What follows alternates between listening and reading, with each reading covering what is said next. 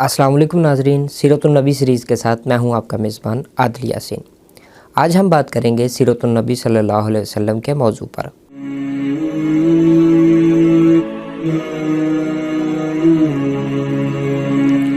رسول اللہ صلی اللہ علیہ وسلم مکہ میں شیب بنی ہاشم کے اندر 9 ربیع الاول کو پیدا ہوئے۔ یہ نوشیروان کی تخت نشینی کا 40واں سال تھا اور 20 یا 22 اپریل کی تاریخ تھی۔ رسول اللہ صلی اللہ علیہ وسلم کی والدہ بیان فرماتی ہیں کہ جب آپ صلی اللہ علیہ وسلم کی ولادت ہوئی تو میرے جسم سے ایک نور نکلا جس سے ملک شام کے محلات روشن ہو گئے۔ بعض روایات میں بتایا گیا ہے کہ ولادت کے وقت بعض واقعات نبوت کے پیش خیمہ کے طور پر ظہور پذیر ہوئے، یعنی ایوان کسریٰ کے 14 کنگورے گر گئے اور مجوس کا آتش کدہ ٹھنڈا ہو گیا۔ ولادت کے وقت آپ کی والدہ نے آپ کے دادا جناب عبد المطلب کے پاس پوتے کی خوشخبری بھجوائی۔ حضرت عبد المطلب شادہ و فرحاں تشریف لائے اور آپ صلی اللہ علیہ وسلم کو کعبہ میں لے گئے۔ وہاں جا کر اللہ کا شکر ادا کیا اور آپ صلی اللہ علیہ وسلم کا نام محمد رکھا۔ محمد نام عرب میں معروف نہ تھا۔ پھر 7ویں دن عرب دستور کے مطابق آپ صلی اللہ علیہ وسلم کا ختنہ ہوا۔ آپ کی والدہ کے بعد سب سے پہلے آپ صلی اللہ علیہ وسلم کو دودھ ابو لہب کی لونڈی سویبہ نے پلایا۔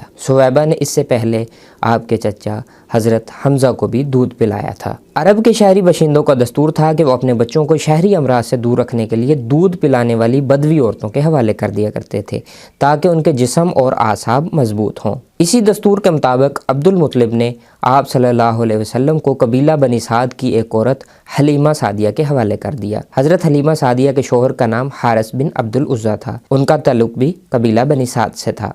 ناظرین، اب تک کے لیے اتنا ہی۔ امید ہے آپ کو یہ سیریز پسند آئی ہوگی۔ اگر آپ کو یہ سیریز پسند آئی ہے تو ویڈیو کو لائک اور شیئر کریں اور ہمارے چینل کو سبسکرائب کریں۔ ملتے ہیں اگلی ایپیسوڈ میں۔ اللہ حافظ۔